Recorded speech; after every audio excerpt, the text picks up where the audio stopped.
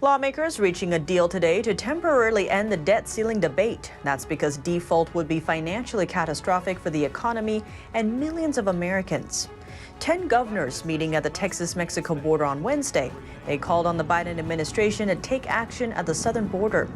And deliveries could be slowing down as dozens of cargo ships sit off Southern California, waiting to be unloaded. Not only are the ships idling, prices of goods are going up. Tune into Deep Dive as we explore these topics and more. Hello and welcome. This is Deep Dive and I'm Tiffany Meier. Let's begin in the nation's capital. As threats of a default looms, lawmakers working together to lift the debt limit, but trouble lies ahead. Senate leadership has reached a deal to temporarily end the debt ceiling debate.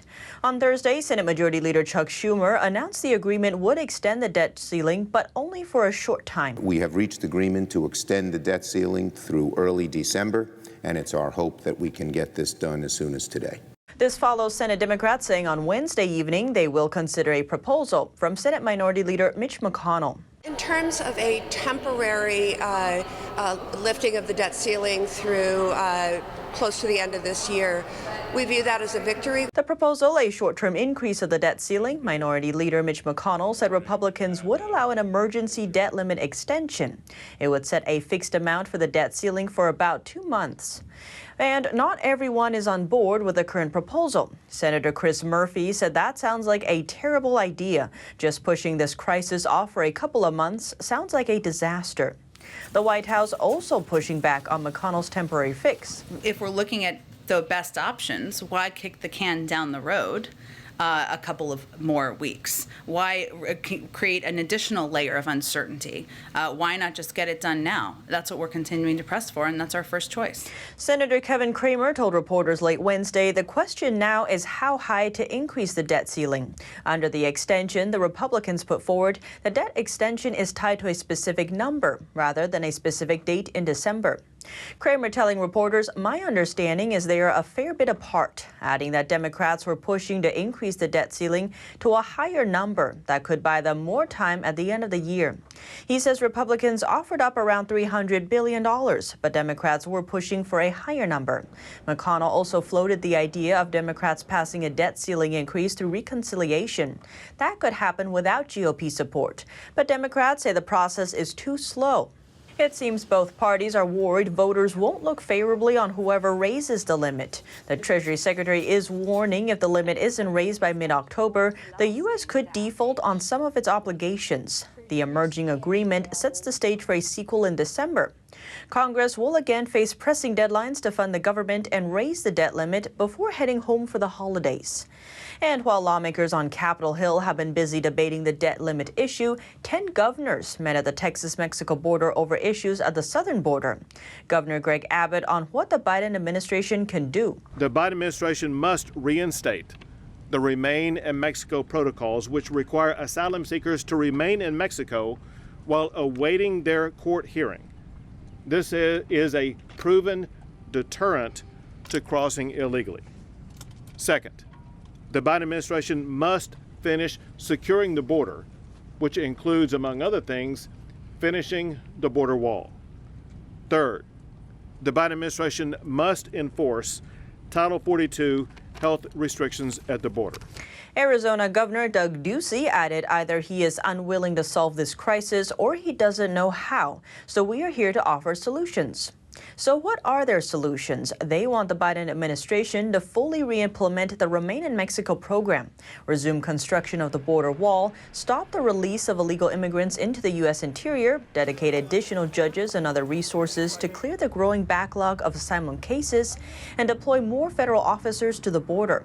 On top of that, they are also urging Biden and other top officials to state clearly and unequivocally that our country's borders are not open, as well as to continue to use Title 42 pandemic powers to expel illegal immigrants, re-enter agreements with Northern Triangle countries and Mexico, resume deporting all criminals, and dedicate federal resources to address human and drug trafficking. According to the Washington Times, catch and release numbers on the Texas-Mexico border increased more than 430,000% in this August. That's compared to last August. Senator Cruz said that figure is so big that one may think it's a typo. The last couple of weeks, I did roundtables with farmers and ranchers in South Texas who described the chaos of finding dead bodies on their ranch land day after day after day, who described moms in South Texas who described that they wouldn't let their teenage children go outside unless they carried a loaded firearm because there's so many human traffickers and narcotics traffickers crossing across their properties. 26 governors have signed a letter asking the Biden administration to take action on the border. The Department of Homeland Security did not respond to requests for comment. And now let's turn to a different kind of border. Dozens of cargo ships are clogging two of the biggest ports in the U.S. They are idling off the coast of Southern California because there are not enough people to help unload them. To understand the problem on the ground, it helps to see it from the air. We're flying right over the anchorages just south of the ports of Los Angeles and Long Beach. This is where the global supply chain meets the U.S. economy, says Coast Guard Commander Stephen Bohr. It's record-breaking. It's unprecedented. There are more ships than there are parking spots. We are effectively operating a cell phone waiting lot in the Pacific Ocean. This bottleneck of container ships, as far as the eye can see, carries more than half the made-in-Asia items purchased by the American consumer. You're looking at all of the electronics. You're looking at all of the home goods. You're looking at all of the things that people are looking forward to buy this coming holiday season. Usually the waters are clear. 0 ships are parked here. But on this date, Commander Bohr counts 55 in the ports and more drifting further out in the Pacific. While worst here, the backup is at all West Coast U.S. ports, a backlog in the supply chain. And at the ports of entry, this is what happens when a global economy snaps back after the COVID slump of 2020. American consumers are back, buying with force. But the supply chain is struggling to catch up. We need to have an Amazon state of mind in this industry. And by that, I mean Amazon changed everything.